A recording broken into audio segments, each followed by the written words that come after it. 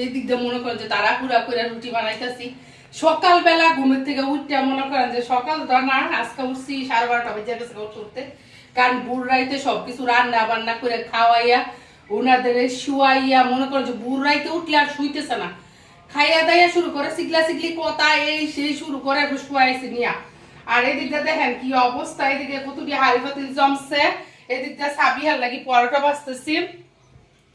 সাবিয়া ঘুম থেকে উঠে কইতেছে যে আম্মু আমি আজকে রুটি খাবো। এখন দেখেন এই যে টুন্না টুন্না করে কটা রুটি বানাই নিতেছি, কারণ হচ্ছে কি সাবিহা যেহেতু রোজা রাখতে পারে না, তারপরও 12:30 1টা বাজে জায়গা সকালের নাস্তা দিতে দিতে আমরা ঘুম থেকে উঠি দেরি করে, সাবিয়ার খাবারও খাইতে দেরি হয়ে যায়। এদিক দিয়ে মনে করেন যে হাড়ি পাতিল দুমু, আবার সাবিহার বাপে এখন গেছে বাইরে অফিসে গেছে।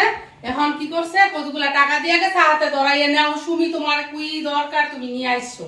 এখন মনে করেন যে রুটিটা বানায় হাড়ি পাতিল কয়েকটা ধুইয়া এক গাঁটটি কাপড় ভিজে রেখেছি, কাপড় তো ধুইতেই বসকা, এখন ধোয়ার দরকার কি করবো বুঝতেছি না।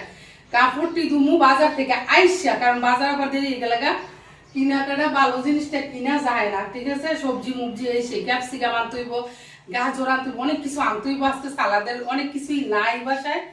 এরপরে বিটও তো মনে হয় শেষ না, বিট আনতে হইব, অনেক কিছু আনতে হইব। আপু ভাইয়ারা ব্যস্ততা এত ব্যস্ত রোজার মধ্যে, রোজা রাখা এই দিক দিয়ে নিজের যত্নটা নেওয়ার সময় পেয়ে আজকা দেই সকালবেলা উঠে ঠোঁট ফুললা, এরপরে এই দিকটা মনে করেন যে ফাইটটা মনে হচ্ছে রক্ত বাড়িয়ে যাবো রোজা দিকে। রোজা রমজান মাস ঠোঁটে কিছু দেই না, যেহেতু রোজা রাখি সারাদিন। আজকে ঠোঁটের ব্যথা টিকতে পারতেছি না, পরে তাড়াহুড়া করে একটু ইয়া দিচ্ছি লিপজেল দিচ্ছি, কারণ ঠোঁট অনেক ব্যথা করতেছে। এরপরে চিন্তা করলাম যে রোজা মাসে কি দিলে কি ঠিক হইব কি না জানি না, কিন্তু ব্যথা টিকতে পারতেছি না, তারপরে দিছি। নিজের কোনো যত্ন নাই, কয়েক বছর ধরে মনে মুখের কোনো আয়নার সামনে যাওয়ার সুযোগ নেই, বুঝছেন, কোনো কিছু মুখে দেওয়ার সুযোগ নেই, কোনো কিছু মুখে দেইও না, এত ব্যস্ত এত ব্যস্ত। এখন মনে করেন কইরা এই রুটিটি বানাইয়া এরপরে হাড়ি পাতিল ধুইয়া আপনারা রাখু যাবো বাজারে, বাজার থেকে কতগুলা কাপড় দেবো আপু ভাইয়েরা।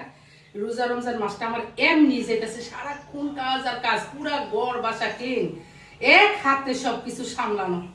সবাই ভালো থাকবেন, খারাপের জন্য দোয়া করবেন, আর রোজার পরে ভালো ভালো ভিডিও। আল্লাহ হাফেজ।